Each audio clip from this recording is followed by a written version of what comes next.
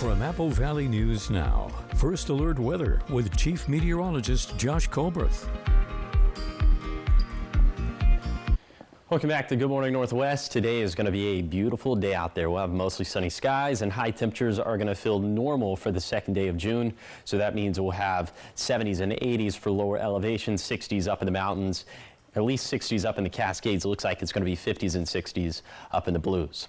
Then for tonight, clear skies. Overnight lows going to drop down into the 40s and 50s for lower elevations, 30s and 40s up in the mountains. Wind's going to be a little bit breezy throughout the day. They're going to ramp up a bit, though, for tonight, specifically after 5 p.m.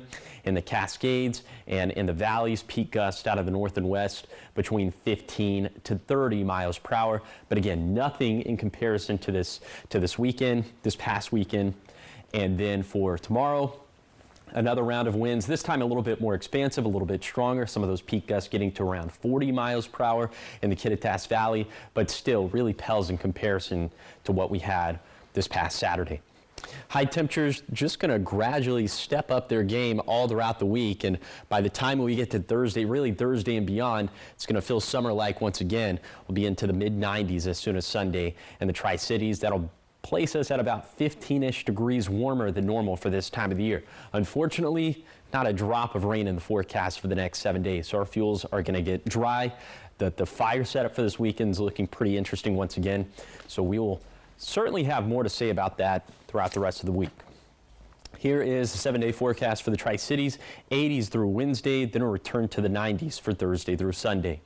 In Yakima, mostly sunny throughout the week, although we could have a few more clouds on Friday, otherwise warming up throughout the week.